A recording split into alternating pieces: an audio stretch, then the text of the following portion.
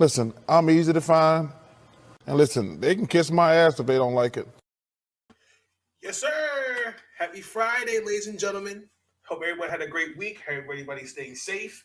It's February. I cannot believe that. This is episode 18. I came in all energetic, and this episode 19. I came in all energetic and was almost slurred my words. This is episode 19 of Big Nate Sports Talk Podcast. Thank you for tuning in. In this episode, a couple things we're going to talk about. So because there is no football, Anthony, what's good, bro? Good to see you, sir. Happy Friday to you. Because there's no football this week other than Pro Bowl, I want to do something a little different today. We're going to do a season review for the Ravens and the Washington football team. Eric DaCosta had his end of the season presser. A couple of things I took away from that. We're definitely going to continue to recap the Wizards, but they got to win. They got to win this for the Philadelphia 76ers. This is day 65 of the MLB strike, and not going well with that. Maryland basketball, of course, men and women. Towson Basketball, WNBA free agency. Definitely going to get into that. And we're also going to recap week 2. Great basketball tonight. We still got it's Team Harrison, Team Brown. Really quick, we just check the score. God, I turned the game off as I was getting ready for podcast. It is pull up the score. Oh, looks like the Team Harrison beat Team Cloud 82-78. Oh, wow. Okay. I had Team Cloud winning that game. So before we get into the video, thank you for the support that you've given me and this channel. Continue to share, like, comment. Consider you have the subscribe button with notification bells on. We're on the road to greatness. All the episodes are uploaded on Anchor via Spotify. I did have to make a note from the previous episode because I misspoke. I said the Bengals and the Rams were advancing to the conference championship, not Super Bowl. So I do apologize for that. Both teams are going to the Super Bowl. Next week, Tuesday, probably that Tuesday or Friday, I will do a preview before the Super Bowl. But most likely I'll do it Tuesday. And then that is going to conclude season 5. So definitely on the tune out for season 6. And we have another segment of new segment I debuted this past Tuesday, Unsung African Americans in Sports. So let's get into it. Baltimore Ravens. Where do I begin? Shocked. I still really honestly have not really fully recovered from the season, particularly watching the last 6 games. I was very, very disappointed with how things looked. I understand injuries definitely played a factor. I was also disappointed that we didn't really have the cap to really make some of the moves, and that's what something Eric DaCosta, to me, had brought up, and I thought that was a very interesting point. A couple of notes that I wanted to take away from it. He made it clear he didn't hear all this. We need to sign Antonio Brown. I feel like and I agree with him. We have the wide receivers, Poche, Duvernay, Wallace, Bateman. It would not hurt for them to draft another wide receiver. The biggest issue that people are not understanding, some are not understanding, is Greg Roman has to learn how to get these guys involved. I mean, I've been on the record with Duvernay and Poche. Give them opportunities. Those boys will eat. He talked about Lamar and the contract negotiations. They've talked about, according to him, 5 or 6 times. He's not going to go into the parameters of the signing, but they feel like their goal is to win a Super Bowl, and that's where his mindset's at, and I respect it.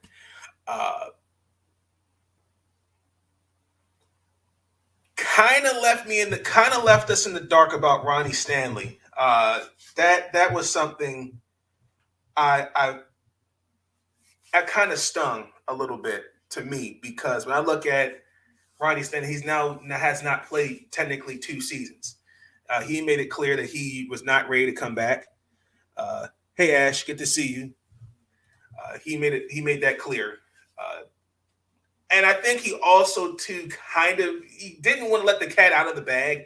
He kind of regretted, I think he kind of regrets trading Orlando Brown Jr. because now we don't really know where Ronnie's at with rehab. So that definitely hurts. He definitely said he wanted to address that.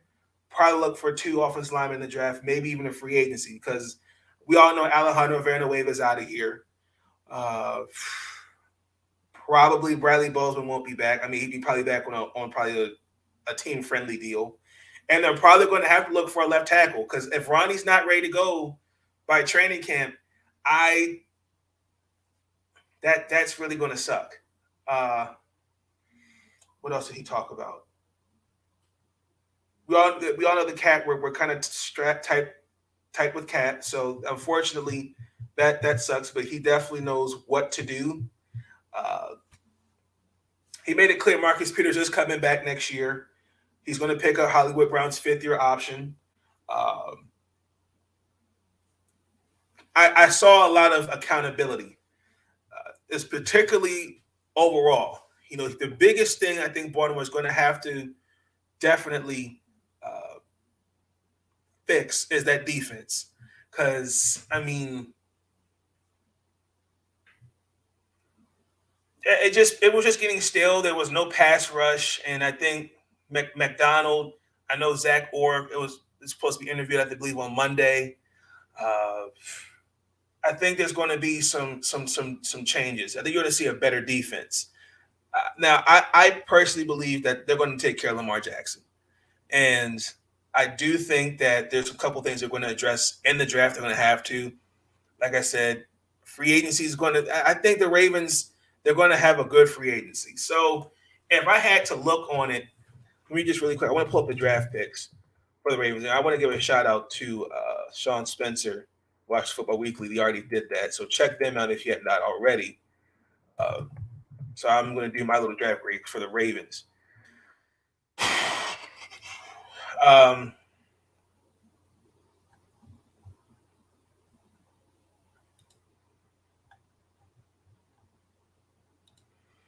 So obviously, Ben Mason, it's incomplete. Dylan Hayes, incomplete. Sean Wade was traded, so NA. Tylen Wallace, incomplete. Brandon Stevens, I'll give him a C- because I feel like he just really wasn't given.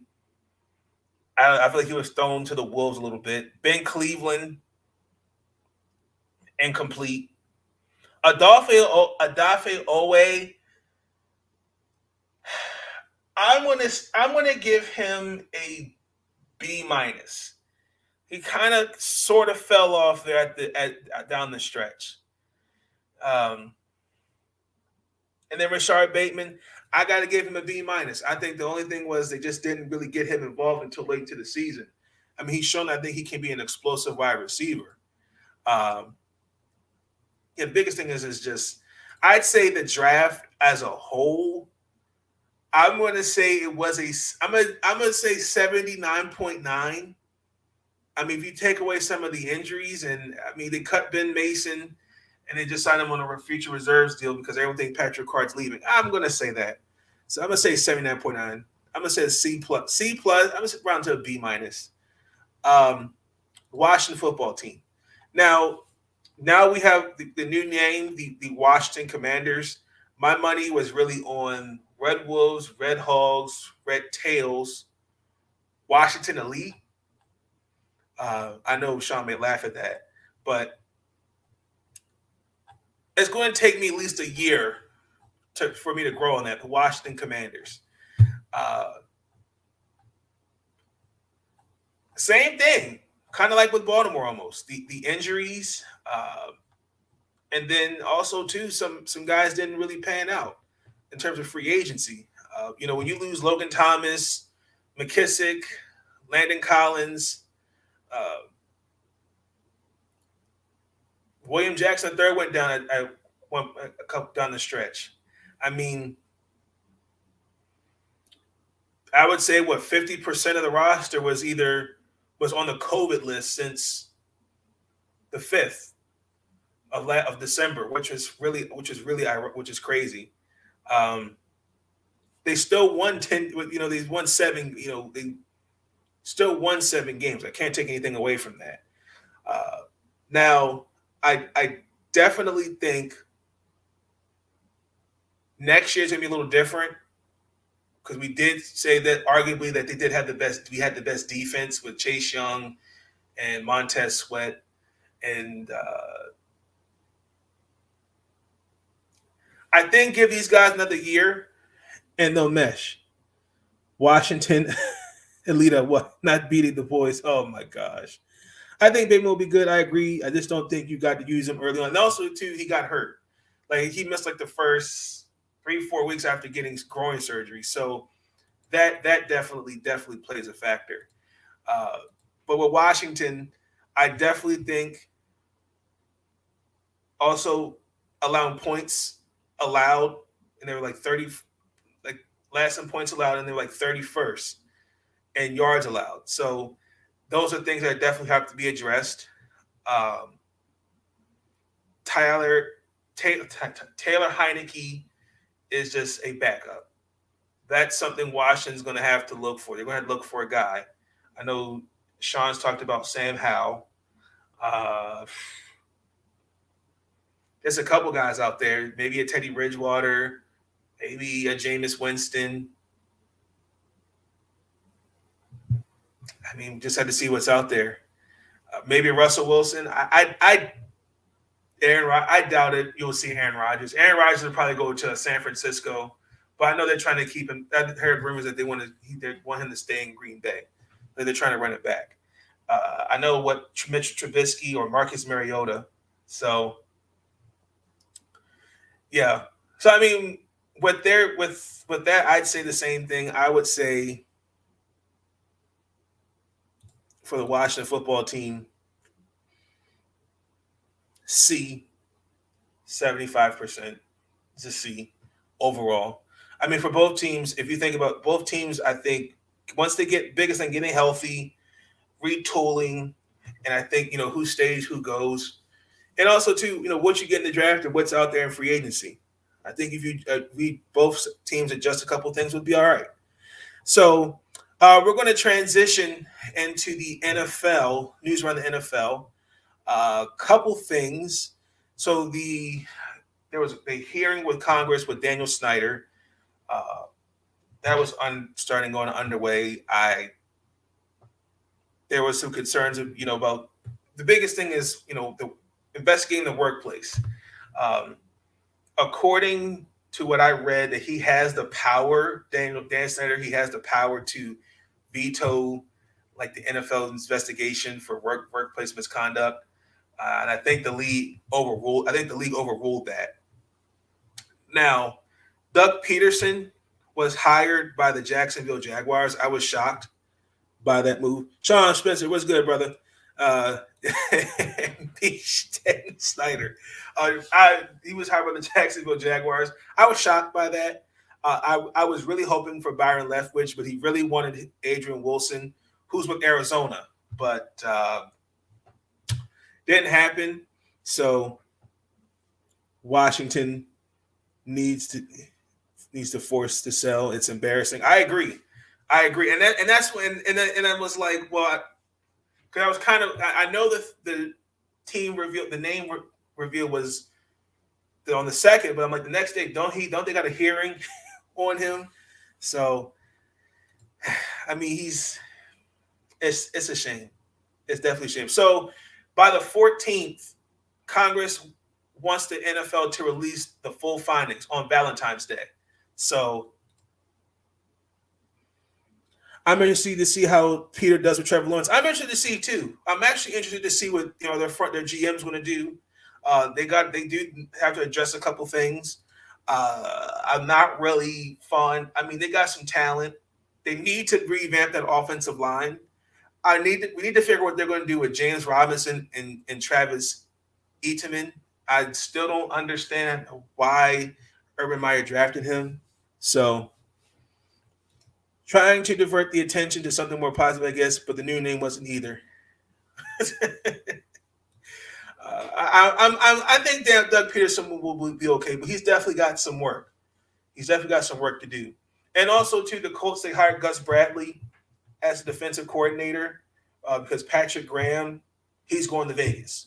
So Gus Bradley is a good little defensive coordinator. Was head coach at one point. So he's got Darius Leonard, DeForest Buckner. He's got some guys on that defense that are no joke. Witty Pay. So I think he's going to tap the potential.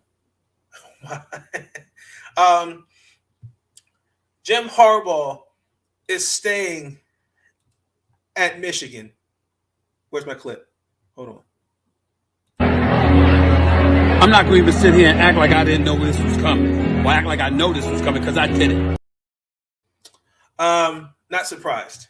Not surprised at all. I wish Jim. I think what's been going on with the NFL, I think, kind of turned him off from really taking that job. So I shout out to Kate Alverson. I know she's happy. Michigan girl. That's her boy. So Cameron, what's good, Brody? What's good, sir? They're happy.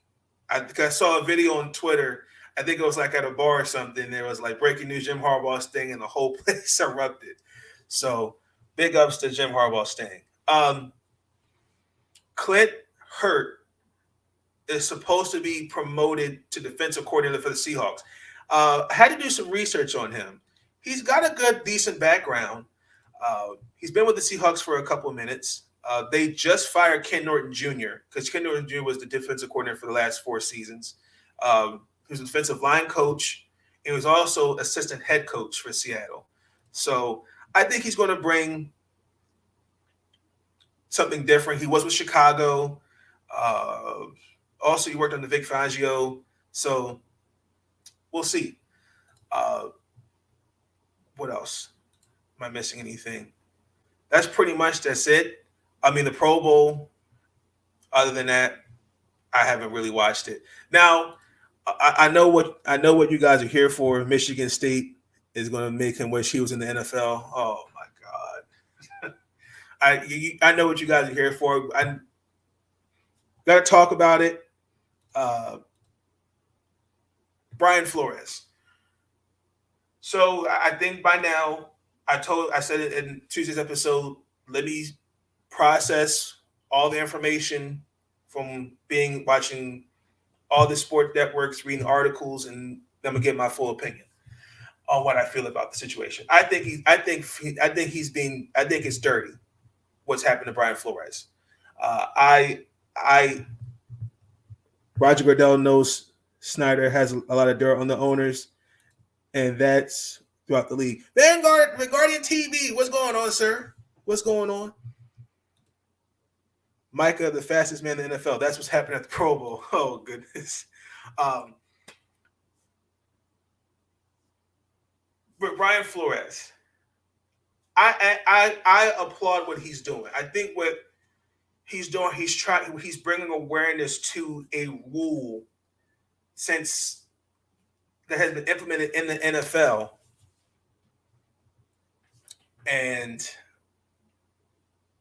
the owners are just bypassing it. Teams are just bypassing it. And it's not right. The color, let me be careful as I attack the plate. The color of my skin should not be a reason why you don't give me an opportunity.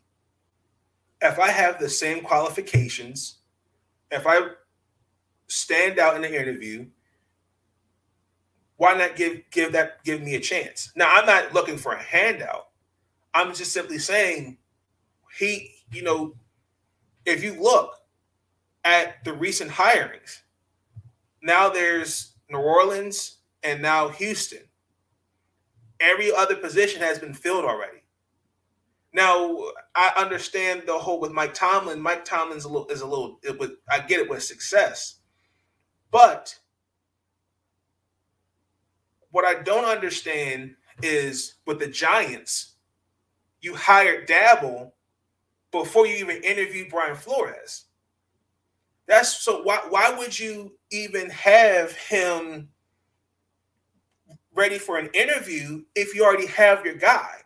And then to make it worse, the screenshot by Bill Belichick, that's a slap in the face, because it's like, oh wow, so it seemed like, because if Bill knew about it already, it's like, damn. I feel for Brian Flores, because it's like, these are the kind of things that we need to systematically change. And it just seems like the Rooney Rule needs to either be gotten rid of or it needs to be fixed. Because I just see the same result. Like, I was kind of with the same thing with, like, look at the NBA, for example. Chauncey Billups had brought up a good example. He talked about how they're well ahead of times compared to NFL. Their play association is a little bit better because they're calling out certain things. They're holding guys accountable. And I think it also, too, I think it takes everybody in the positions that there are, these platforms, to continue to call out things like this, because it's only going to, if it's not called out, and if we don't hold our ground and say, hey, this is not right, like, the problem is never going to get fixed. So we have to get into these positions and systematically break down the norms and the barriers that keep it where it's at. Because do I believe he'll get a job? Yes. Is he sacrificing for the greater good for others that are African American or Hispanic or other of others? Yes. But I just feel like when you have guys like he said when he interviewed for the Denver Broncos job, John Elway came in drunk. John Elway denied that. Who else in the lawsuit? The Giants, talked about Giants. And then with the Dolphins, according to what he said Stephen Ross paid him to tank games. And then Hugh Jackson also said that. If that's the case, then Stephen Ross has to be gone as an owner. I think it's disgusting that as an owner, you would pay a coach to tank games. That ain't my job. My job is to win football games.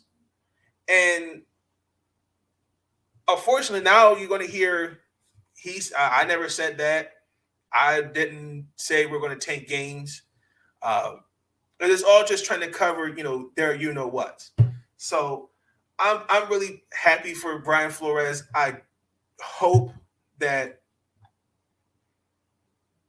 this is the start of something that the NFL will make changes, because these owners today, it really lets me know where the power is at. And it's sad. Because I definitely think there needs he addressed in his lawsuit influence of Black individuals in hiring, increase the objectivity in hiring, terming GMs, coaches, and coordinators, the number of Black coordinators, incentive hiring, retention of Black GMs, head coaches, and coordinators, transparency of pay. I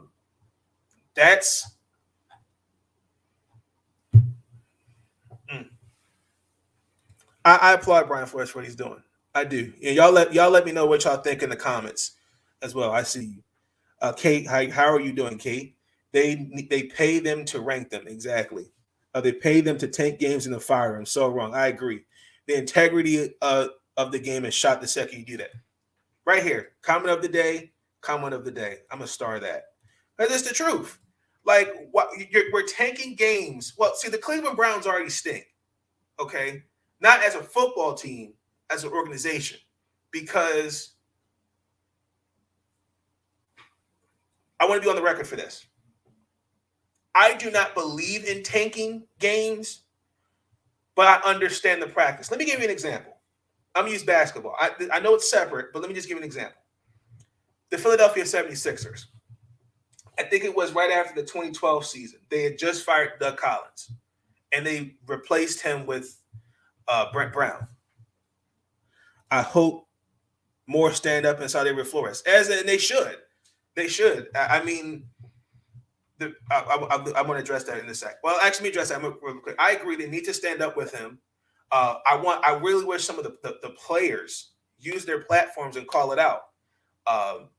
Others, and not just Black African Americans, some coaches, John Harbaugh, other Kyle Shanahan, to be in solidarity. Like, hey, they deserve opportunities just as much as the next guy. That's just me. But they hired Brett Brown and Sam Hinkie was a GM. That's integrity of the game to tank for consecutive picks. Because I think he had practically he killed that roster. He traded Iguodala, Drew Holiday. I think he kept Evan Turner for a season or two.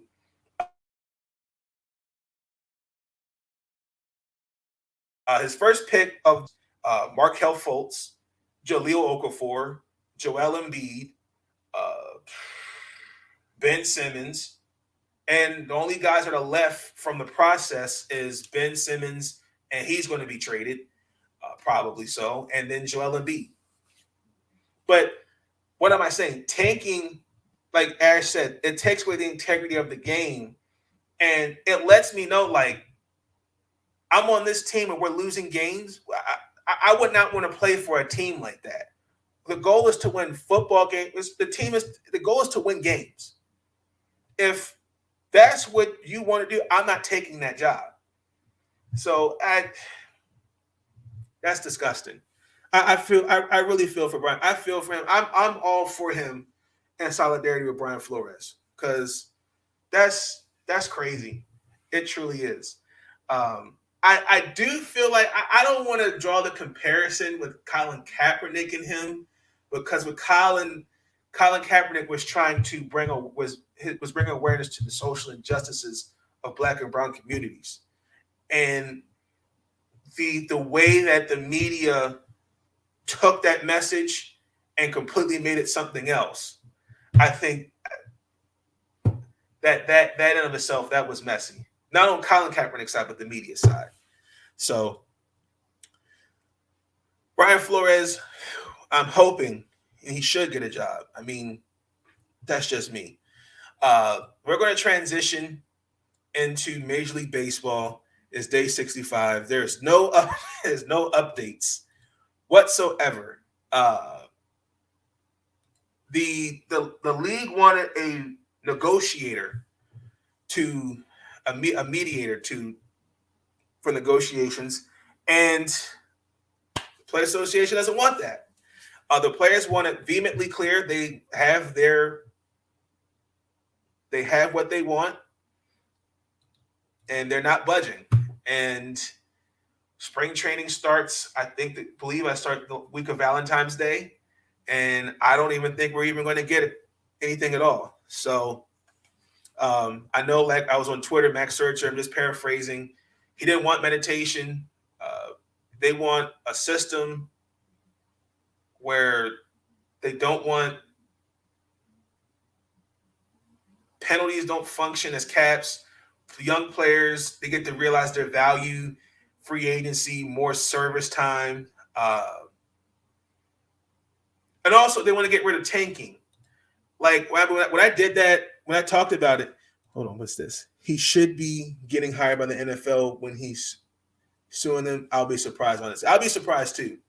I would definitely be surprised. What gets me is when they used the Orioles as an example of tanking.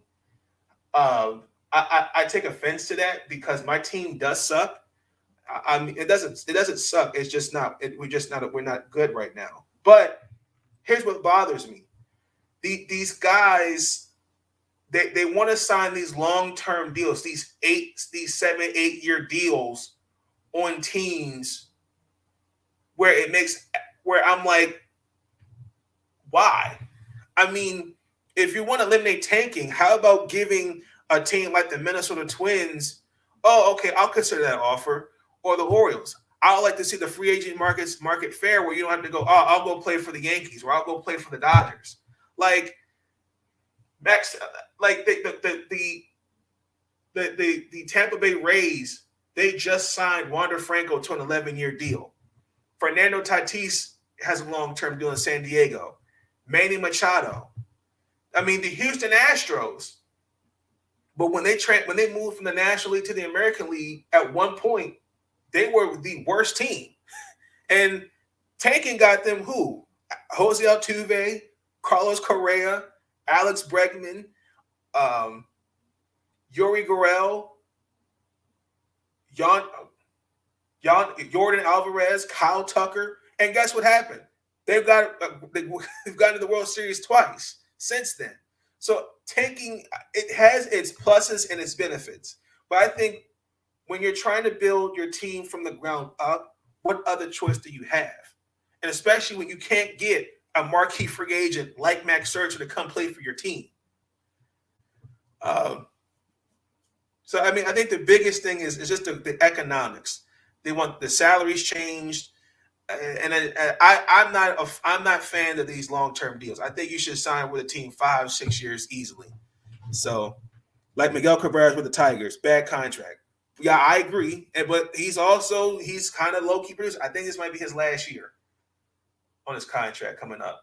Albert Pujols, the Angels cut him. They had to pay $30 million. And that's probably the worst contract they've ever signed. That is. So I'm not surprised at all. I don't really think we're going to have spring training. And probably by, I'm going to say March 15th, there'll be some kind of deal. I'm not going to guarantee that. I think by March 15th, there'll be some kind of deal. But that sucks. Joe West, the great Joe West, is retiring. No, that's my guy, man. I love Joe West. I think it's like, how many years was he in the league? I think he's been in the league for a hot minute. Now it's,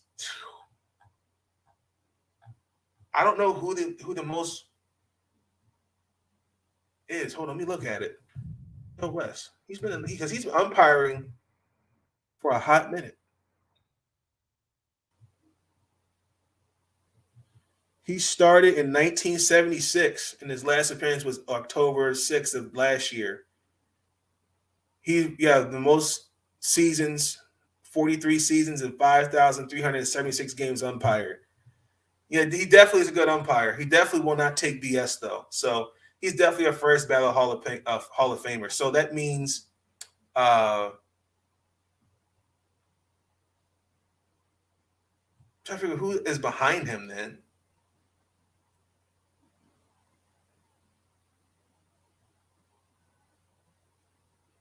I can't think of who's behind him at this point. So, who else retired? La Diaz, Greg Gibson, Marvin Hudson, and Bill Wicke, and Ron Koopa. They're now new crew chiefs for the guys that stepped down, because I know there's a couple of guys besides Joe West that stepped down. Now, Kieran Danley was on that list because he became the first African American umpire crew chief last year. So, damn. So you won't see him. You won't see Mr. Joe West next year. So my best all to him and his future endeavors. He's definitely first ballot Hall of Famer in my book. So, we're going to transition to my newest segment, Unsung African American Heroes in Sports. So really quick, I just want to give a little synopsis, So the segment is where I highlight an African American, whether it's he or she is an athlete or somebody like a coach. Last week I touched on Lucia Harris. She was the first African American woman to be drafted by the New Orleans Jazz at the time, but she was pregnant when she was drafted, so she did not get to fulfill that dream. Now this week I'm going to focus on Mr. Larry Doby. Mr. Larry Doby is known as the second man to break the color barrier for Major League Baseball 3 months after Jackie Robinson, who signed with the Brooklyn Dodgers in July of 1947. Larry Doby signed with the Cleveland Indians on July 5th. No, I'm sorry, not July. That's when he signed with the Indians 3 months after Jackie signed with the Dodgers. Couple notes. Larry Doby, he was a Negro League All-Star in 1946, seven-time All-Star from 1949 to 1955. He also won the Negro World Series in 1946, World Series champion in 1948, two-time American League home run leader in 1952, 1954, and he was also the American League RBI leader. And he has his number retired, number 14, by the now Cleveland Guardians, which I still got to get used to that. He also was a man. He also played for the White Sox, Tigers. He also played overseas for the Choo-Chin Dragons in 1962 and was a manager for the White Sox in 1978. He, ironically, he was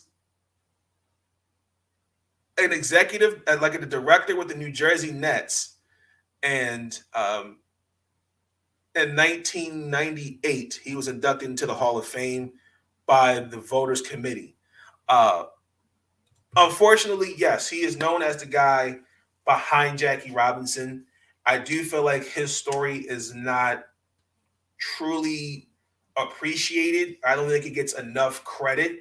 I don't think he gets the credit that Jackie has gotten. There's no disrespect to Jackie, but really quick, I have a quote from what he, at the time he felt. He said, "I was never bitter because I believed in the man upstairs. I continued to do my best. I let someone else be bitter. If I was bitter, I was only hurting me. I prefer to remember Bill Becky and Jim Hagan and Joe Gordon, the good guys. There's no point about talking about the others." When I was doing my research, he was actually a pallbearer at Jackie Robinson's funeral.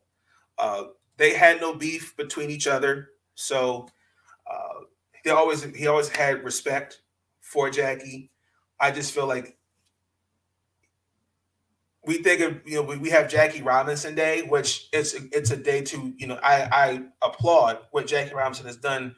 He said, he's definitely one of the pioneers for the game, but I do also feel like Larry Doby should get some love and recognition for what he's done for the game too.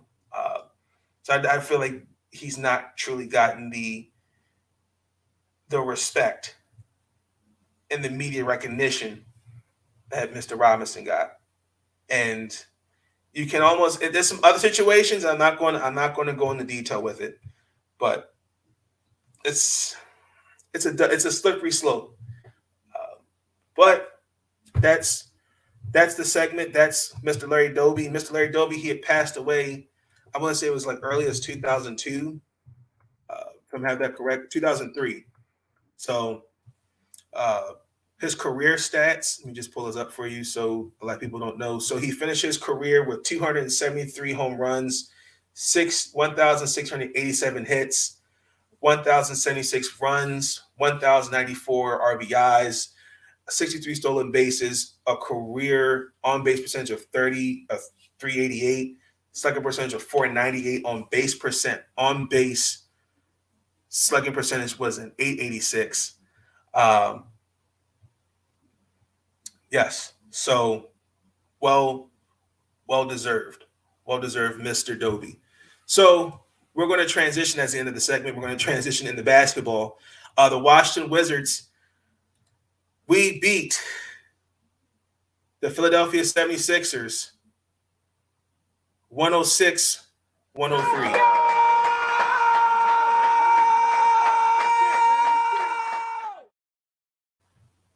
Spencer Dinwiddie and Kyle Kuzma. Thank you, Jesus. Oh my gosh. Where do I start? I was shocked. I was not thinking we'd win this game. Joel Embiid had a double-double, 27 and 14.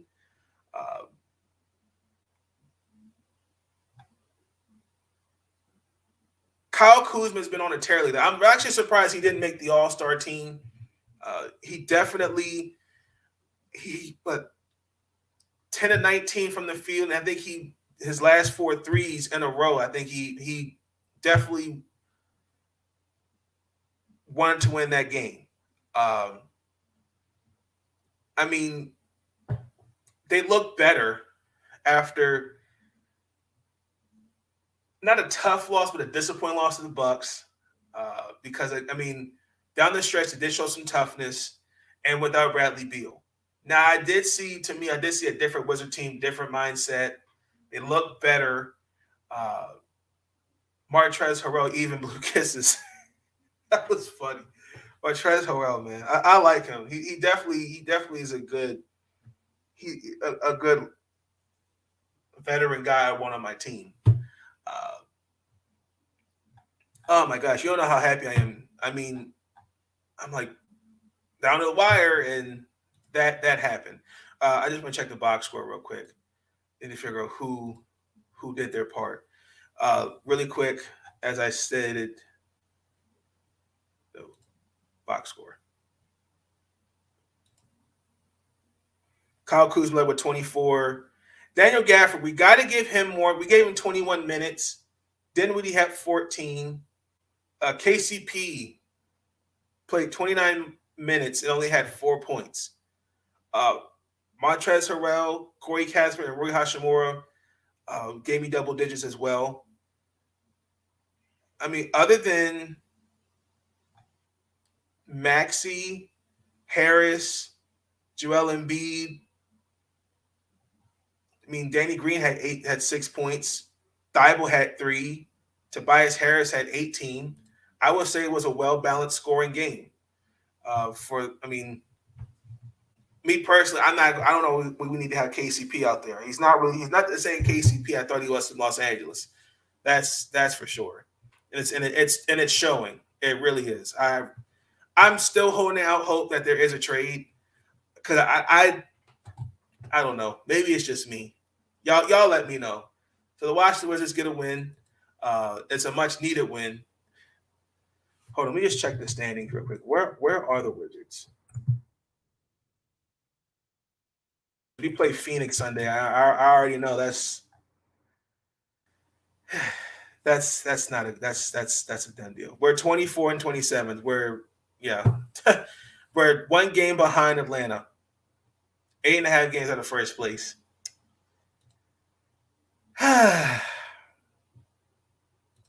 And painfully, we play the Phoenix Suns on Sunday. I already know that's just not. It ain't gonna look good. And with the next 4, we're 13 and 12 at home. Okay. Bradley Beal, statistically, he's averaging 23 a game, but he's not really having a good year. I already know Devin Booker, CP3, they're going to have a game on us. The biggest thing for Washington, they got to make shots. Washington with the upset. Yeah, wow. They got to hit shots. I need KCP. I need Bradley Beal. I need Daniel Gafford to get some more minutes. I like the minutes he's getting, but this 3-man rotation is not working. It's just not. They have got to not get behind so early in the game, because I've seen once Washington gets behind, it's a wrap. I'm looking for at least Bradley Beal to give me at least 25. Kuzma to give me at least 21 points. Harrell's got to step in there. I think they can somewhat match up with Phoenix, but the thing with Phoenix is they got shooters. Besides Devin Booker and CP3, they got Cam Johnson, Miles Bridges. Aiden is a paint beast. And then also, too, don't forget about Cameron Payne. So they and Jay Crowder, the Phoenix Suns, they're definitely on a mission. So I'm scared. I'm going to go with Sean. I think the Washington Wizards can upset the Phoenix Suns 111-108. Guaranteed.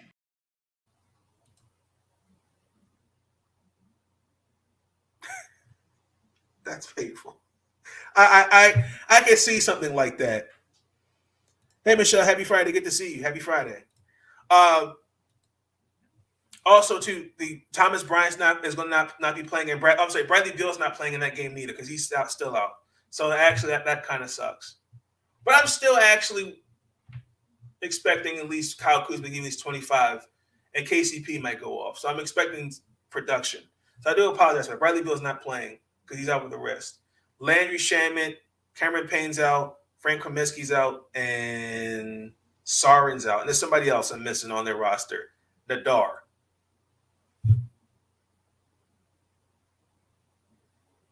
Watch the Wizards actually might actually have something there. They might have something there. We'll see. We'll see what happens Sunday. NBA news. So this was the reserves for the NBA All-Star game. I was actually shocked for the reserves. Jimmy Butler, Darius Garland, James Harden, Zach LaVine, Chris Middleton, Jason Tatum, and Fred VanVleet.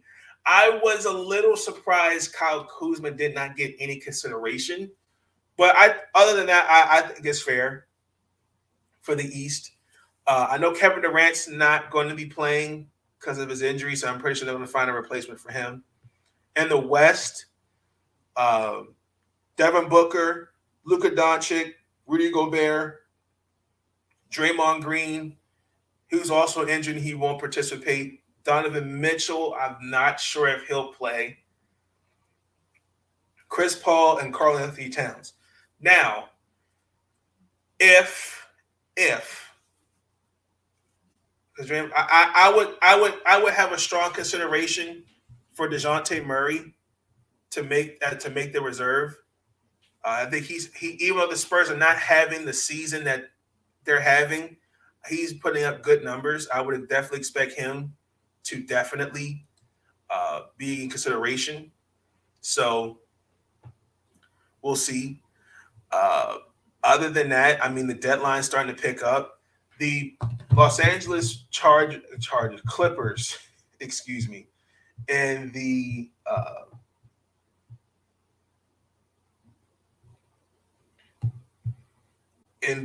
Portland Trailblazers, they made a trade. Let me pull that trade up for you really quick.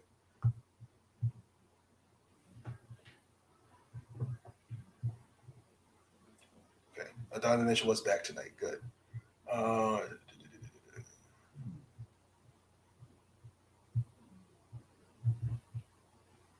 Hold on. I'm trying to pull it up right now. So the Los Angeles Clippers acquired Robert Covington and Norman Powell for Eric Bledsoe and Justice Winslow and Keon Johnson in a future second round pick. I think that's a good trade. Got to give Ty Lue some love. He's definitely not saying coach of the year, but to not have Paul George or Kawhi Leonard and they're in the 8th seed, he's working with less. I got to give Ty Lue some love on that for sure. So I definitely think it's a fair trade for both. Now James Harden, he said he doesn't want to he wants to be traded. So I would kind of see. I like to see where that goes. Ben Simmons most likely will be traded. So, and then, yeah, that's pretty much it because the deadline's next week. So you probably will see some small trades here or there. So, and that's pretty much it. That's what's going on in the NBA. Let's transition to Maryland basketball as the men play Ohio State. And a couple things from the loss against Michigan State.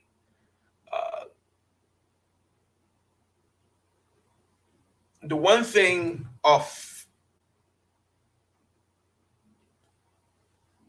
Maryland had offensively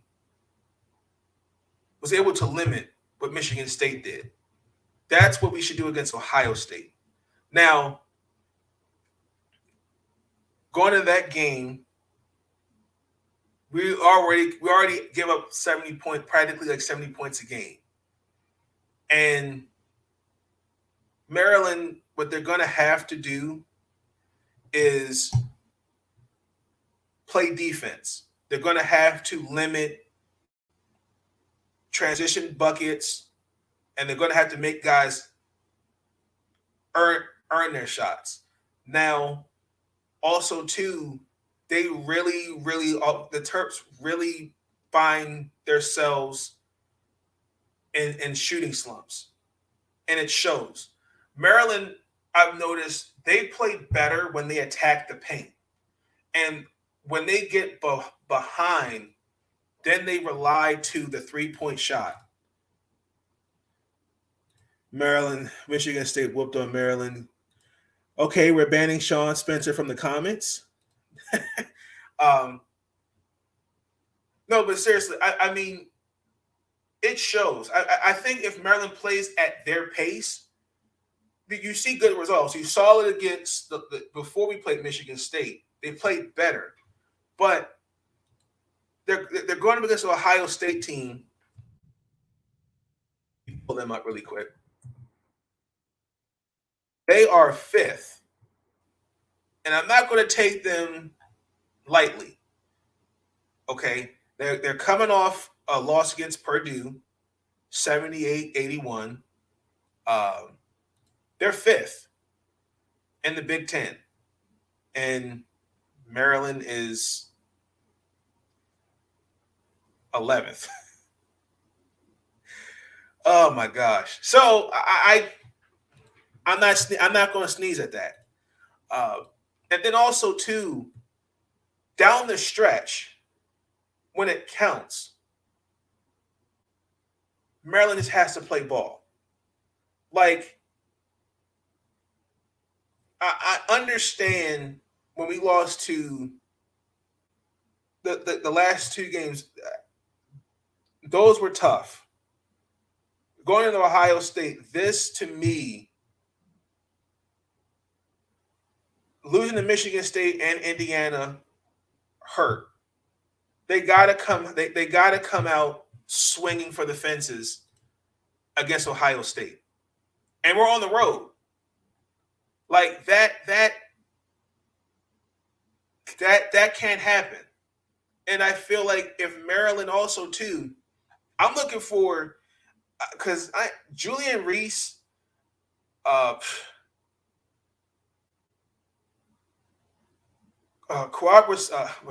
they're I don't know, maybe it's system style of play. I really don't know what it is, but that's not seeing results. Like this Maryland basketball team, my biggest point is there's no identity, and it really hasn't shown all year. Like, I never think Mark Turgeon leaving would really show this bad.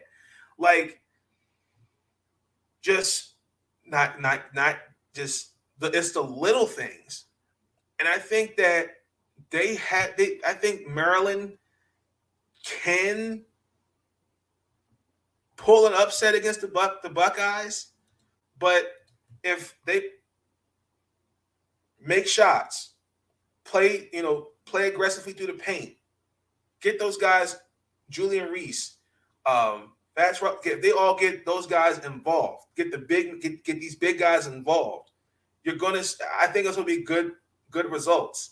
Now, my other concern is that your backcourt with Eric Ayala and Hakeem Hart, they can't be carrying the load like that.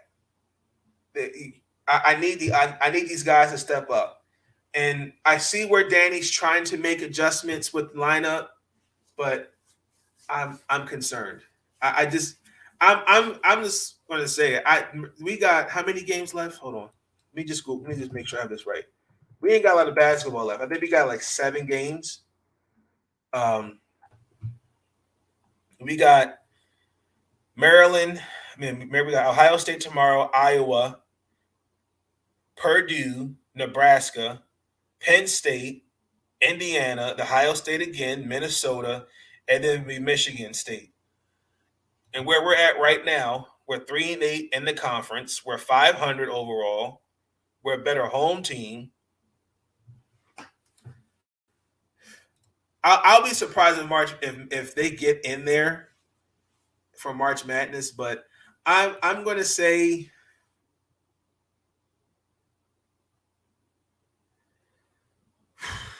the Ohio State Buckeyes beat Maryland 75-69. Guaranteed. I don't see it. I'll have to see it for myself Sunday. Now, the Lady Terps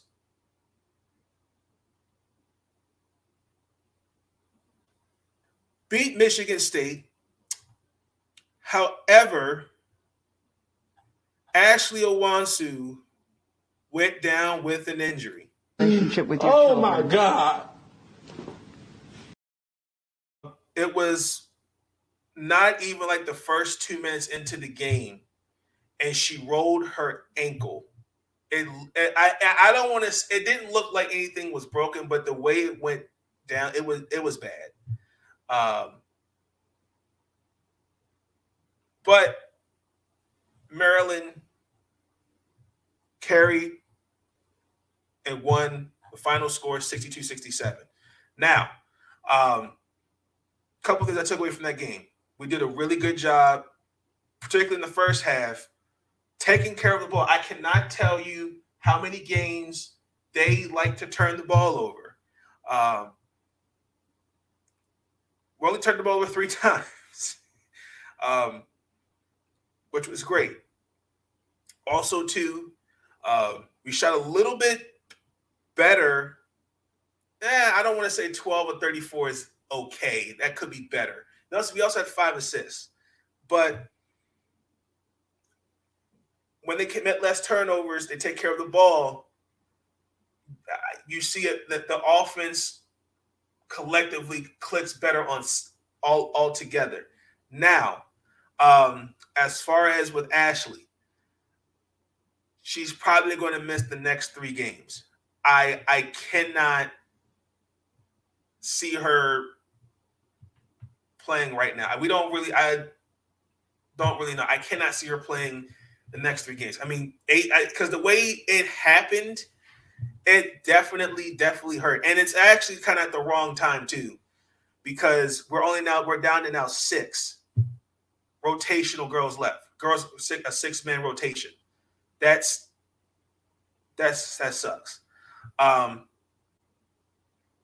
now at a 4-game win streak, which is good. I will take that. Particularly with all the injuries that we've had to deal with all year, I feel like we get a bad rep.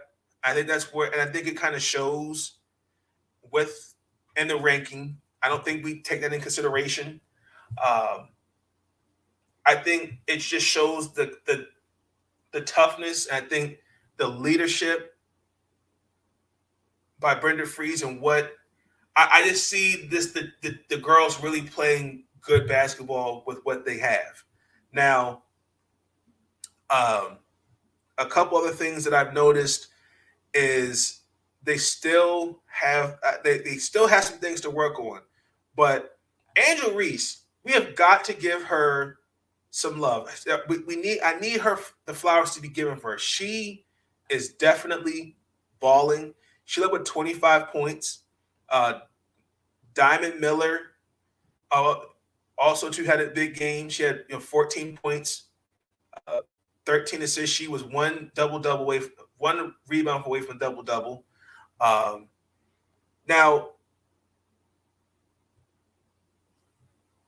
as far as with Ashley, now that means Katie Benzen's going to have to move the point, and I think she can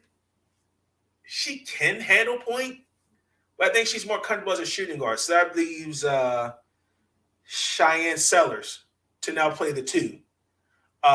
And she didn't do that, but she actually did pretty well. She had 9 points, 7 rebounds, 5 assists, and she stole the ball 5 times. So that's the last game she played. That was against after Thanksgiving, was against Stanford. So everybody is chipping in and doing their part. Now,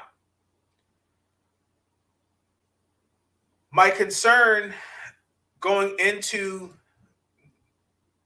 we play Nebraska, and without Ashley, like I said, that doesn't sting, but it hurts because we don't need injuries right now. We just don't. Nebraska averages about 61 points a game. Fun fact, the Terps are 15-1 when they score over 60 points. Now, well, that's how many points they allow. Nebraska. Maryland allows they average about 80. Nebraska averages about 78. We give about 68 points. Now, Jazz Shelley and Ashley Shogan I had to look at the roster, and they're the 2 that stand out the most. You also have, I could not pronounce her name. Hold on. Bakarski. That's how you say her name? I don't want to butcher her name. I'm going to make sure I have it right. Just make sure that I pronounce this correctly.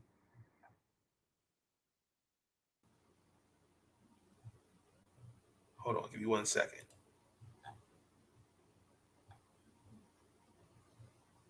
Alexis Markowski. She's averaging 12 points and 6 rebounds, 7. I'm around at 7. Jazz Shelley is averaging 8 rebounds and 5 assists, and also averaging 12. And they got a floor spacer, Ashley Shogan. Shoots 42% from 3. So definitely it's going to be a battle in the paint. And they're going to try to space the floor against us. Really quick, I just want to look at their schedule. I want to see who they played. Yep, that was my fear. They're 17-4 on a 4-game win streak. They are a better home team. Who did they beat? They beat Penn State. Oh, goodness. Who else have they played really quick? You haven't played. Wow. Yeah, okay. Okay. I like it. So they're 500 on the road. So biggest take for me. We got to continue to take care of the ball. We take care of the ball. We're hitting shots early, and we're got to be aggressive on defensive rebounding. If the Lady Terps do that, it's going to be a golden game for us. I'm looking for it. I already know Angel Reese is going to do her thing. I already expect her to give me a double-double. Diamond Miller is going to have a good game. Katie Benjamin, I'm kind of curious to see how she's going to look at the 2 going in this game as well. Cheyenne Sellers playing point.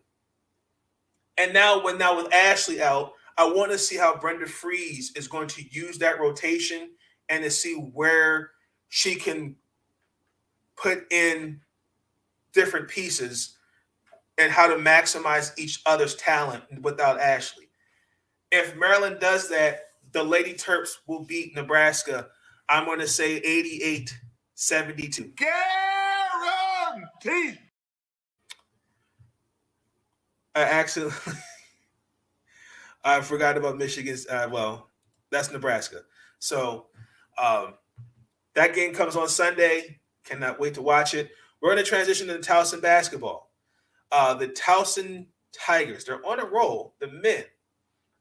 We played Northeastern, and we beat Hofstra 78-76. We play Northeastern today, actually, away. That is, was that the Wolves? Huskies? Are they the Huskies? Yes. Let me just look at what their record is.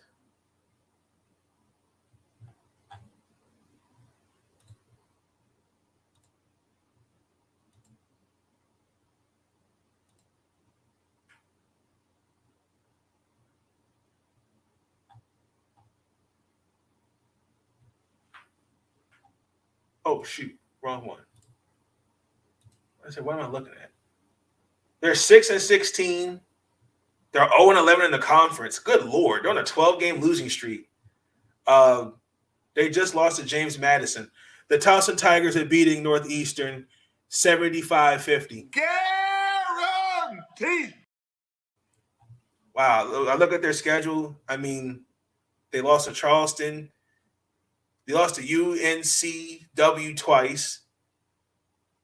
They had an overtime game against Delaware and lost. Wow, that was their best. I'd say, wow. Ugh. Okay. So that's the men. The men are actually 8-2 in the conference. They are 17-6. 8-2 at home, 8-3 on the road. Won a 3-game win streak. Do you expect the Towson Tigers to be in March Madness? I think they're going to I think they might get in there and pull it. I feel like they could pull a UMBC. Now the ladies, we played William and Mary. We beat them 76-60. Our next game is against Elon University. That's Sunday. That's on Flow Hoops. And really quick, I just want to look at Elon University and see where they're at. They're Phoenix.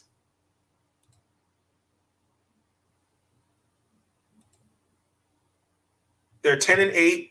They're 2-6 in the conference. They're on a 3-game losing streak. They're a better home team than are on the road. They're 6-3 at home and they're 4-5 away. They played James Madison and they lost 71-56. Wow. Okay. The Lady Tigers are beating Elon University 79-59. Guaranteed. Now, we have to painfully transition to the WNBA. This is week 1 of the WNBA free agency, and I'm already pissed.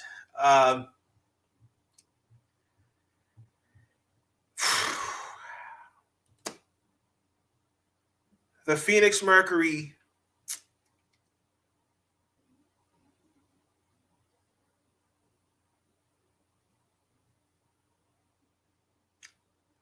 acquired the services of Tina Charles, took a pay cut. I just want to pull up her contract real quick. It's a 1-year deal, and that's a pay cut. She signed for $108,000. Took a pay cut to play for the Phoenix Mercury. They also acquired Diamond DeShields in a 3-way trade with the Chicago Sky and the Indiana Fever. The Fever received Bria Hartley, and the Chicago Sky got Julie Ullman, and Diamond DeShields is going to Phoenix.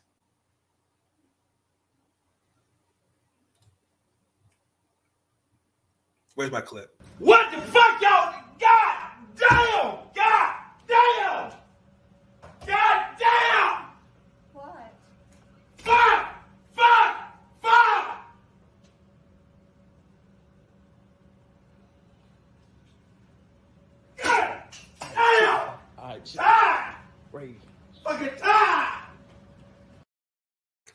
I'm mad. The WNBA is rigged. Congratulations to the Phoenix Mercury. They won the WNBA championship. Like, I don't know how you got now Skylar Diggins-Smith, Dinah Taurasi, now Diamond Shields, and you got a front court with Tina Charles and Brittany Griner. I don't know how you can stop that. I just don't know. So, I mean, they bringing back Sophie Cunningham. I mean, they lost some firepower. Kia Nurse will be back in there probably sometime before, I'd say like the first month or two before the other season. And on top of it, you got Breonna Turner. So I do expect there will be some chemistry issues with a new coach, but those things always figure itself out. But which painfully brings me to my next point. Well, I'll hold on to that. So, but I would say so far, for the week one, I would say who won free agency. You got to say Phoenix with those acquisitions. I'm going to say Washington. The only thing I still am not sold on the Mystics is they haven't addressed getting a backup point guard. I know they signed a couple girls to training camp contracts. They need a backup point guard. There's still there's a lack of a center and a power forward. I have been on the record. I'm going to continue to say it. Hey, WNBA super teams. Yes, it is. I'm mad. I have been on the record. I have been advocating for Kalani Brown and Alana Coates to be given an opportunity in the WNBA. I was having a conversation with somebody, and they labeled them bum nets. And I'm like, have you not been paying attention to what they were in overseas? Like, again, this notion that you can just transition your game from college to the pros like that, everybody develops their game differently. And before they both opened up with what they have experienced in their lives respectively, you could tell that was having an impact on their game. Look at them now. Alana Coates is in Turkey and is playing really great basketball. Kalani Brown, before she came back and was now part of Athletes Unlimited, she was in Turkey doing her thing, and she's playing really good basketball in Athletes Unlimited. I'm looking at this league, and I'm like, you got Brittany Griner, Liz Cambage. We should be. I want to see matchups like that, but it's almost kind of like I don't know. I don't know if it's we're not willing to take a chance, or coaches already know their personnel, who they want to go with. I don't like that. Unfortunately,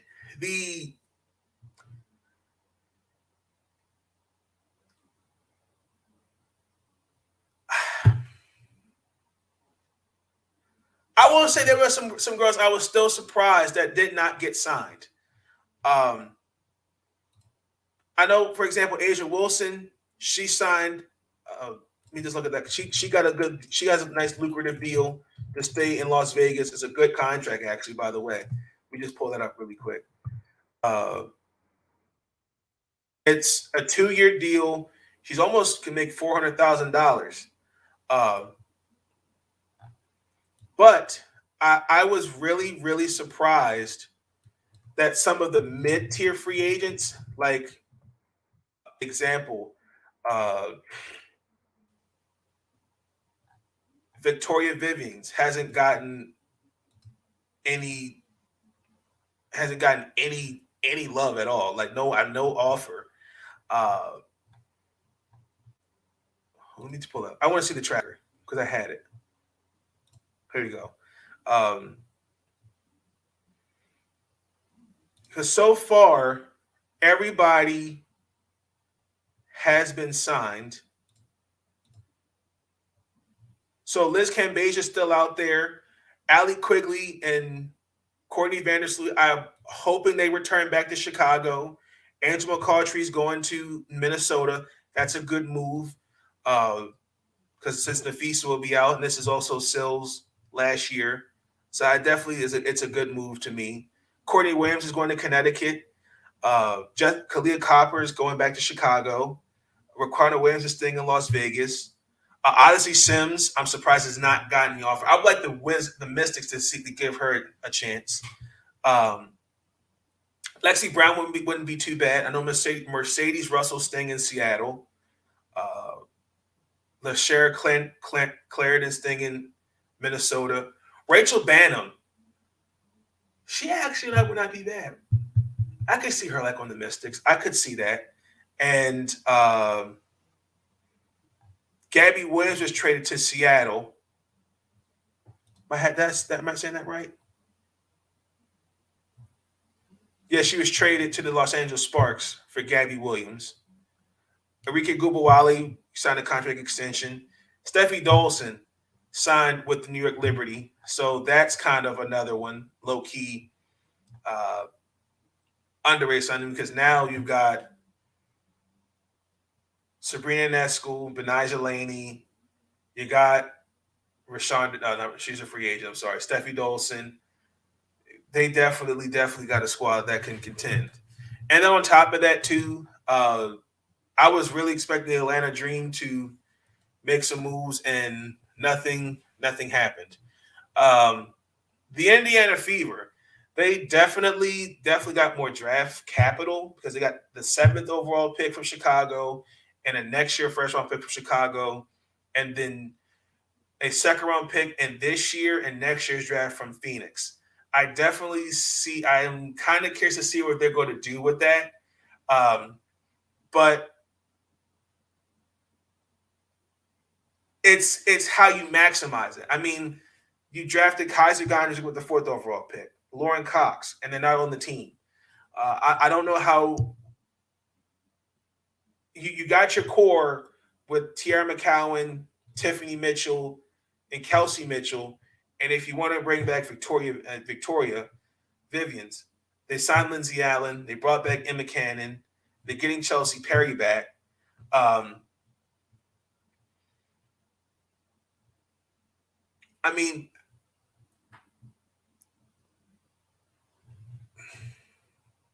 I like the addition of Bria Hartley. The only thing is with Bria is just staying healthy. She stays healthy. She's an all-star caliber player. And also, too, they got to hit on their draft. They do.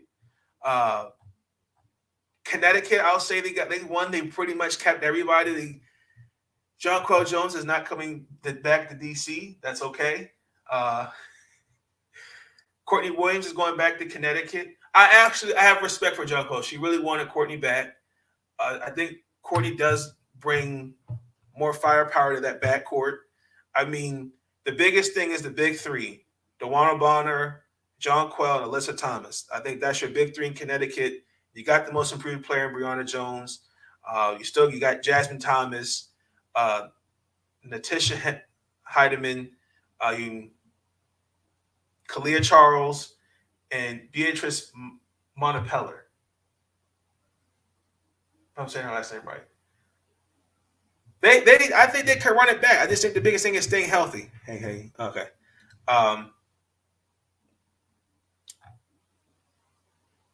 Chicago,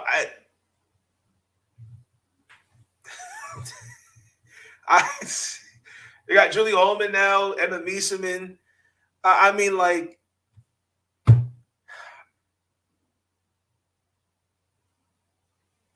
I'm mad on that. But I mean, for a good first week of free agency, so far not bad.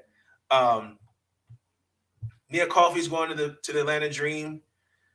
Candice Dupree, she should be someone I would consider a veteran to break on anyone's team. There's a lot of frees that weren't signed. That definitely, I'm not surprised. But like, for example, with the Mystics, I'm not surprised with some of the girls we had last year that didn't come back. Which brings me to my next point.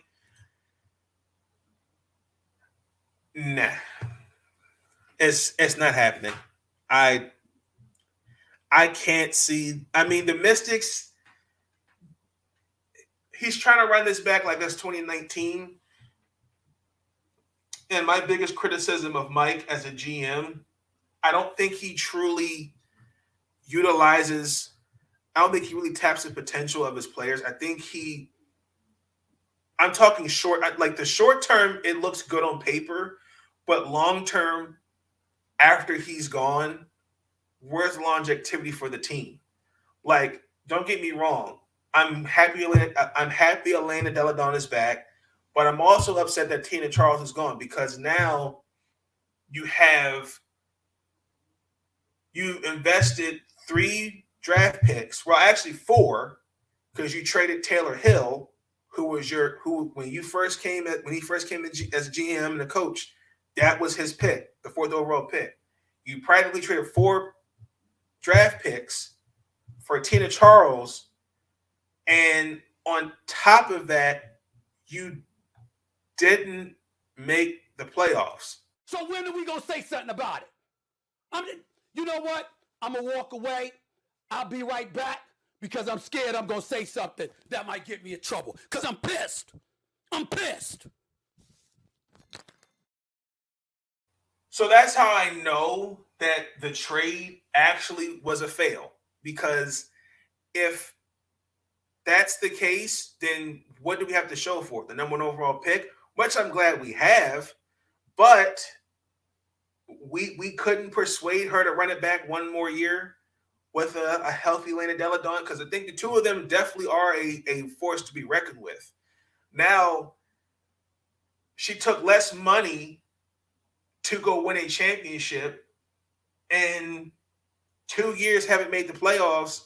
And I look at this team. I think it can make the playoffs, but not a deep playoff run. It pains me to say that. If they address getting a backup point guard, a center, and a power forward, I definitely think those things will help. But I think Mike. That's why I'm not fond of coaches being GMs. I think you need to have somebody that is strictly a GM and strictly a head coach, because it shows. It really shows with some of his roster decision making. And I'm not questioning him as leader. I just question the decision making.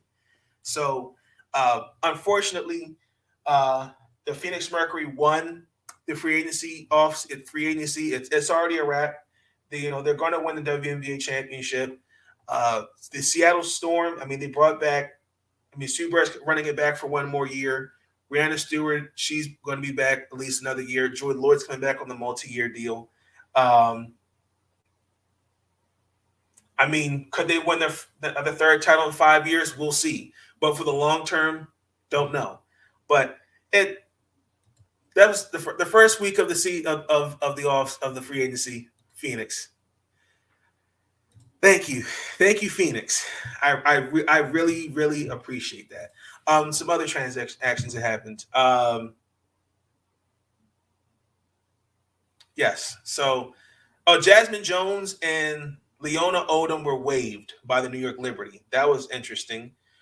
Stephanie Tolbert signed a training camp contract, and Rebecca Allen signed a deal with the New York Liberty. Not bad. Tiffany Hayes is staying in Atlanta. I thought she actually would have went somewhere else. So let's transition painfully to the next topic. I wanted to revisit this topic. So in the last episode, I talked about with Liz Cambage and the tweet she put out after we saw the contract of what Becky Hammon got as a head coach and a GM. And what she had said was not wrong.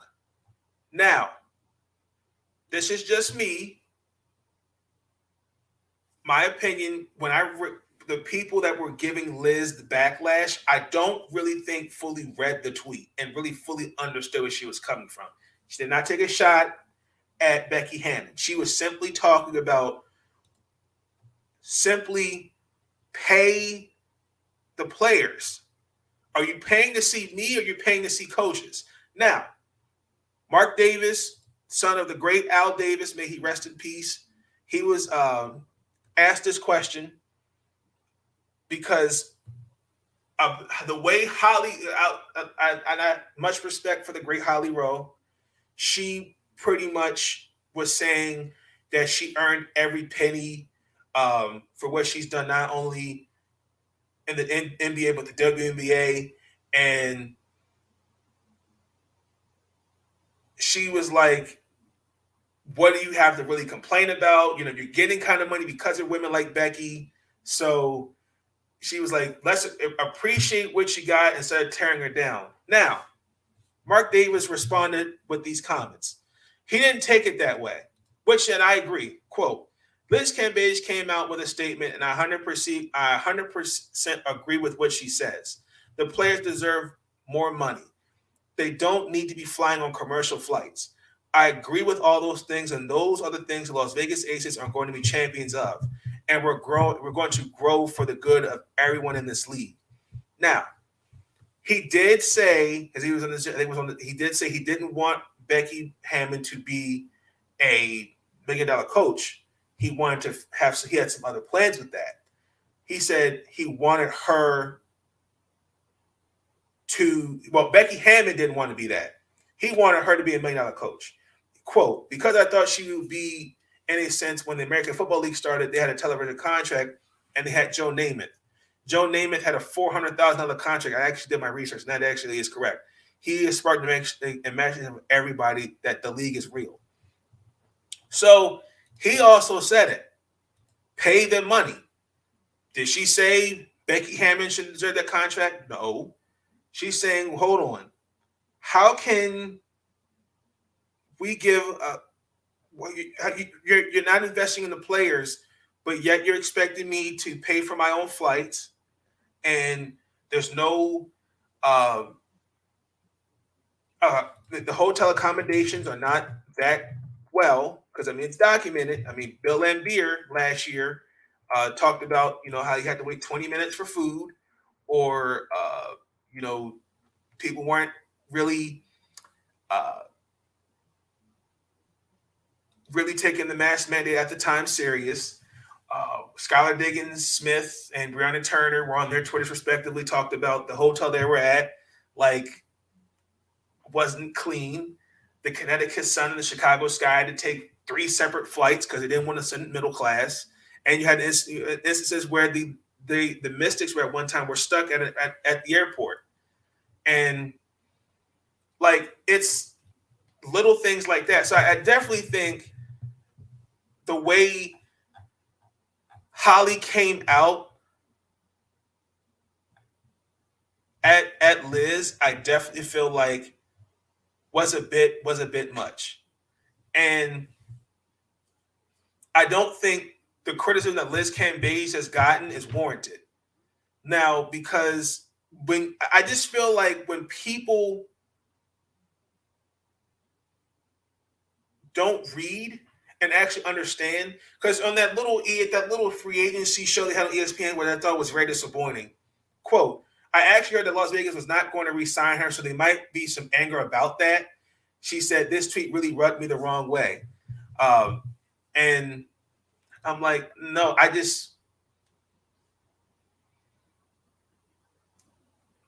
know in the past, Liz did come out 1 year. She did set out 1 year because she said that at the time, the money she was making, she was saying, this is not going to help me pay my bills.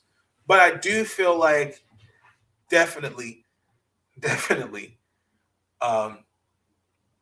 Holly should apologize. But I definitely think some of those comments were out of bounds, in my opinion. And I think sometimes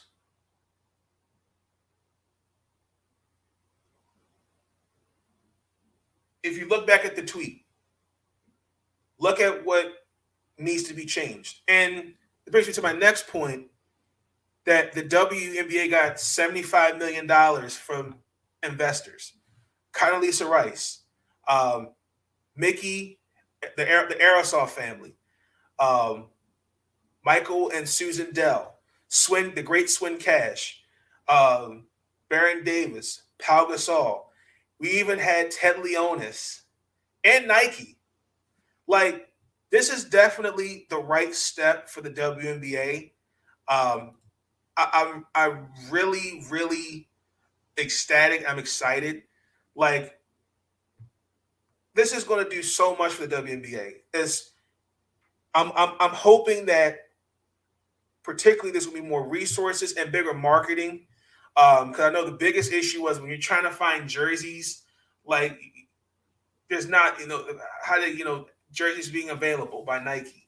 I would like to see these contracts that the ladies are making have some incentives. If, like, for example, Asia Wilson, okay, her contract's almost about $400,000. Okay, hey, MVP, you made the All-Star team. You led you Defensive Player of the Year. You led the league in steals, blocks. Your team made the playoffs. You got past the conference championship. Or you won the championship. Even like that Commissioner's Cup, which is good, but I want to see that in their contracts. Just me. Now, also too, I still feel like this is what investing in sports is. I definitely am happy that we're investing in something like this. Better access to merchant. I mean, just having access to merchandise wasn't, like I say, was an issue. Also, too, I know they talk about some of the funding would go to their social justice platform and invest in minority businesses. I thought that was really good. But we're 25 years into the league, and it's not going anywhere.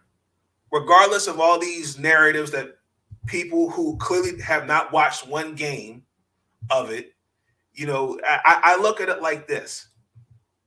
One game. You don't have to get season tickets. Just go to one game. These women play the game of basketball well. I've seen it. I saw it in the playoffs. Like, how can we sit here and criticize, well, if they lower the rim or if they do this, it'll be more exciting. But we're okay with seeing guys that want to be like Steph Curry and poor shooting. Or we're watching teams getting blown up by like 78 points. We're okay with that. We're okay with supporting teams that are mediocre. We'll invest our time in that. Like, I kid you not, a couple of seasons ago, I had people tell me, like, you really should stop talking about the WNBA because nobody gives 2 cents about it. It's a boring league and it's not going anywhere and it'll die soon. People really told me that.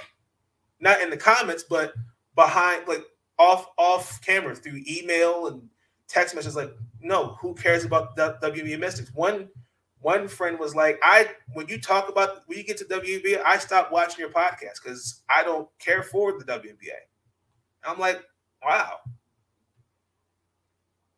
So it's like these narratives, and also you got to give people, like, on the WNBA Twitter, I got other small journalists that are killing these narratives and are helping the league grow and doing our part.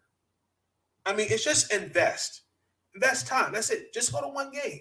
It's not the end of the world. It's not bad. But I mean, look, it's gotten this far, 25 years. Why can't it survive another 25 years? I mean, the league's not going anywhere. So I'm really happy that you have people really invest in it. And good things are coming from WNBA. But I do want to see some other stuff addressed. I want to see roster expansion.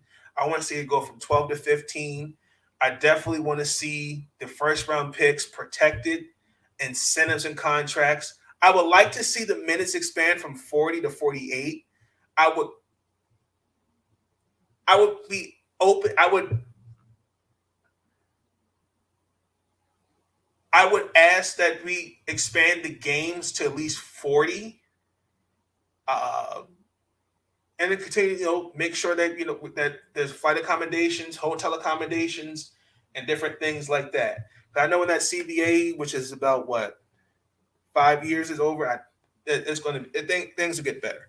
So big ups for the W, man. Now, this is week 2 of Athletes Unlimited Basketball. Ooh, where do we start? We'll start with Team Brown. They beat Team Harrison. The final score, 86-73. Where do I begin? Essence Carson had a good game. She's now, her total's like now, I think up at that point was like 573.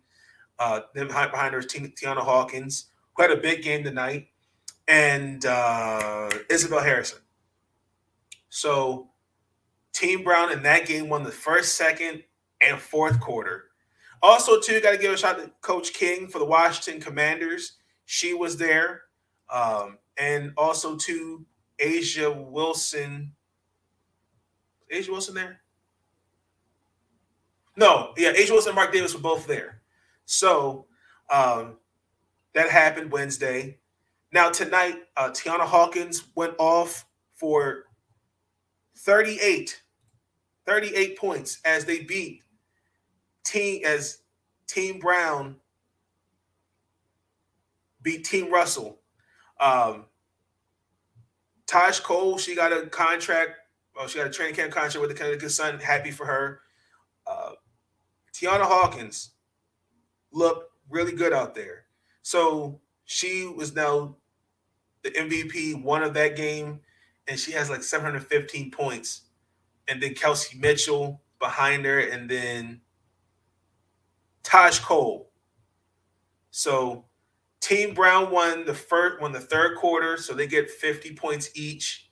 And then Team Brown won the first, second, and fourth. So you win the game, you get 250 points. And then Team Cloud, they beat that team is just it's not fair. Oh my gosh, the final score 105-94.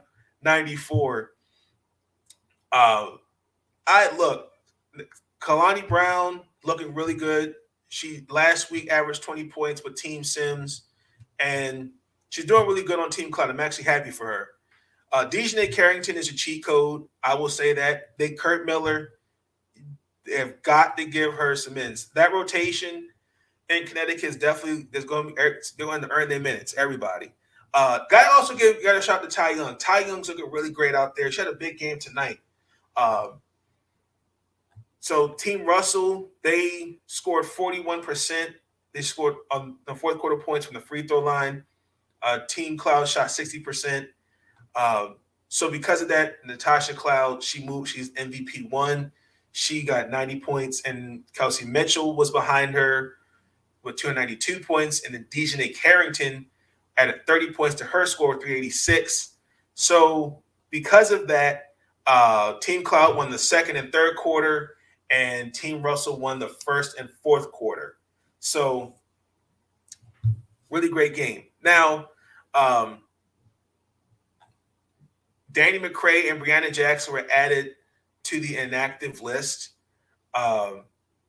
Courtney Williams, Amani McGee-Stafford, and Akila Mays were both activated from the COVID protocol list. Amani's with Team Brown. Brianna Jackson is she's in the top 40. So because Team Russell won, she's going to get points. And then, like I already said, Courtney Williams is back.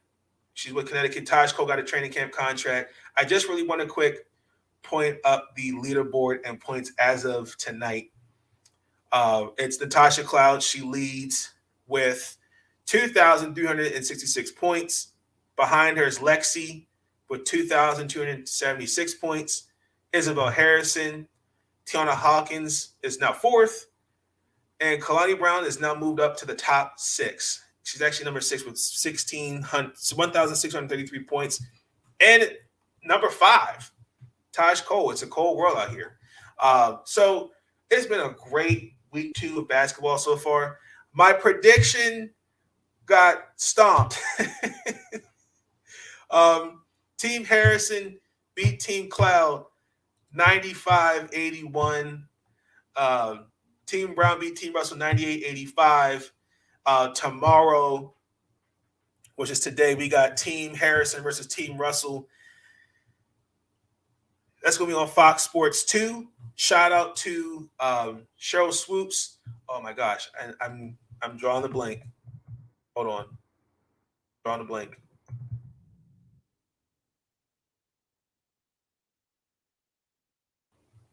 Oh my gosh, what is her name?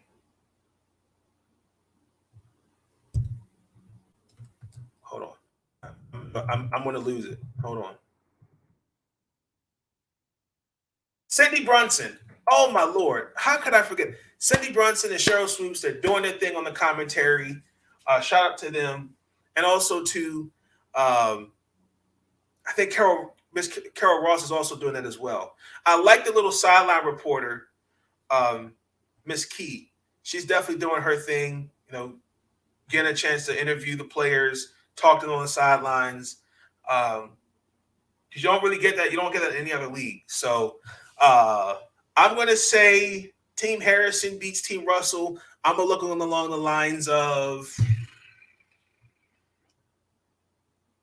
91-85.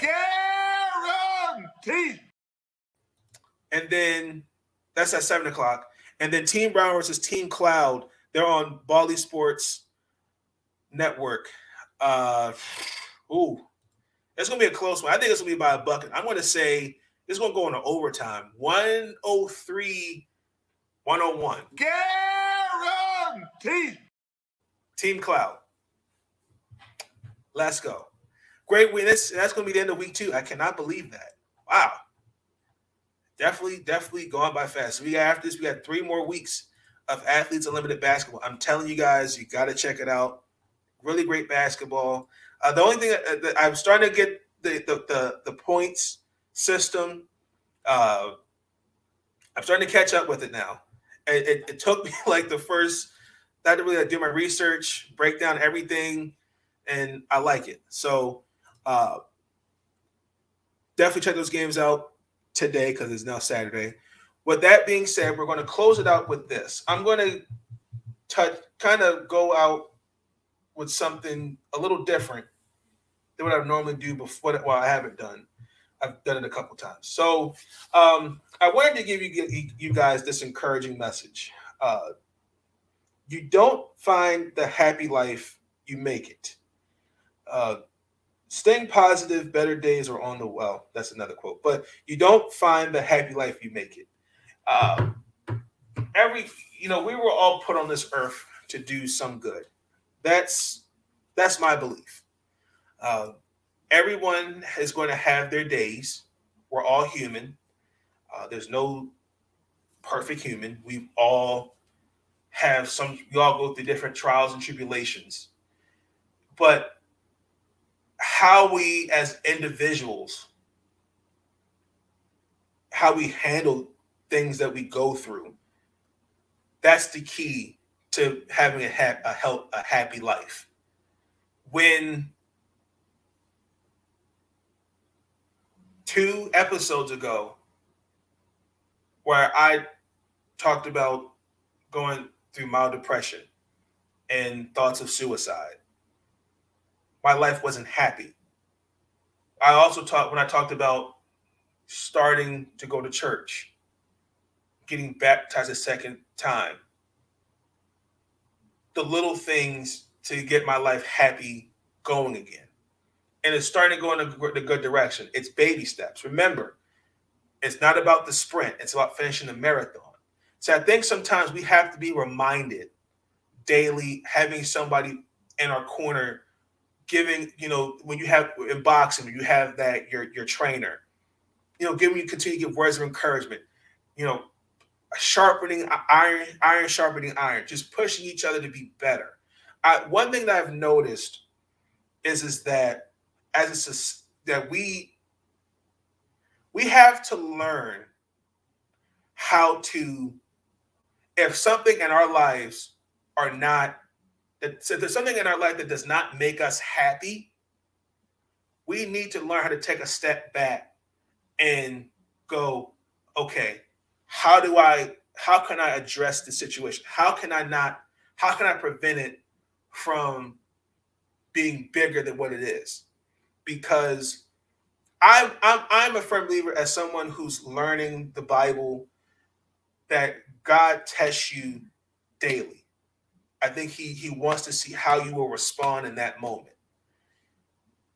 It's another when we are so quick to throw our hands up when we don't find the answer. The answer could be right in your face, and sometimes you miss it. Like my pastor has always told me is never lose sight of faith and never miss the moment where God is calling you on to do something special. You may not realize it, but what you could do, the impact you have on somebody's life, you may not know you could be a blessing to that person. Giving them positive words of encouragement, just checking on them, just being a support.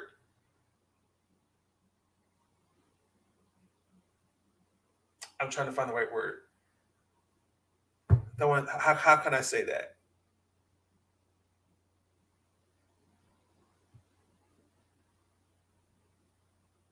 Being there for just being somebody that I know you could count on, being there for you. That's the best way I can frame it. Because when I played Shop to Sean Spencer and Janae Struther, you can't look back on the bad. Look at the good that what God has done for you. We all can make our lives happy. It's what we do in the moments to keep it happy. And I'm just going to say, but yes, there are going to be moments in life where people or anything is going to find ways to make your life not so happy. And that is okay. It's okay to be sad. It's okay to feel what you're feeling. It's how when you take what you're going through and give it to God, how do you apply it for the next day? That is the answer to that. That is the mindset that we should be having, is taking our problems and giving them to God, because God is always going to give us answers to the test. He's always going to show us that no matter what, he's always by our side. And I think sometimes we have to be reminded of those things. Like when people reach out to me, when I get positive feedback, that was a great podcast. Hey, you're doing big things. Hey, keep your eyes on the prize. Stay focused. Good thing. It's coming. Have to be ready. Like those little things is what gets me going, and what anything that you can find that makes your life happy, whether it's journaling, whether it's music, something that makes your life happy and what you're going to do to keep it happy. That's what I encourage each and every one of you to do, because life is precious and we have to make the most of it, because tomorrow's not promised. And the one thing that I have noticed during this pandemic is there have been some people that have lost faith. Like there was a couple friends not friends, but people that I know that I said, well, why don't you come check this out with this church service, and just maybe you just need to hear some type of positivity. And I will never forget the response. Nah, what good is that going to do for me? It's how is he helping me? He's not going to do any good. And it's the mindset. We change the mindset, life's going to be happy. If all we do is waking up and saying, man, I don't think I can do it today, or I don't have it in me, I'm not this, I'm not that, that's not making your life happy. So you as an individual, find things that will make you happy. If you do that, I promise you, I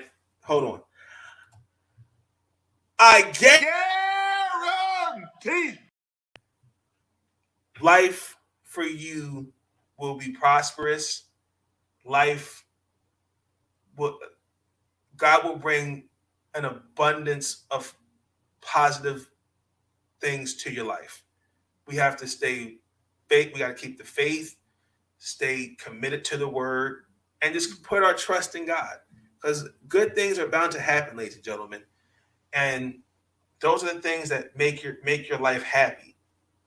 And that's my little Bishop Davis. That's my little spiel. That's going to conclude the podcast. This upcoming week, on Tuesday, we'll probably most likely recap. We're going to preview Super Bowl 56. We're going to talk about what is your favorite food to eat for the Super Bowl. I've already kind of spilled the beans, and I've got some backlash on that. But y'all let me know y'all thoughts on this episode tonight. Leave your comments. Feel free to leave comments, suggestions for the podcast. Feedback's greatly appreciated. Check me out on Spotify, Anchor, Big Nate Sports Talk Podcast. This episode will be uploaded. I will upload it in a little bit once I timestamp it. So in the meantime, I hope each and everyone have a great weekend. Thank you, Sean. I appreciate you, sir. I appreciate you. Thank you for sticking with me. Like, comment, subscribe, along with notification bells on. Share the podcast. It's greatly appreciated. Season 5 will end after Super Bowl 56. And until then, have a good weekend. Stay safe. I know we got some winter storms out here. It's crazy. Make sure you're prepared. Check on loved ones. Make sure they're straight. And also just make sure that, hey, look after yourself. And remember, God's got your back. And let's make our life, let's be great. Let's start to have happy lives, ladies and gentlemen. Take it one day at a time. It's not about the sprint. It's about finishing the marathon. Y'all have a good night. Stay up. Listen, I'm easy to find. And listen, they can kiss my ass if they don't like it.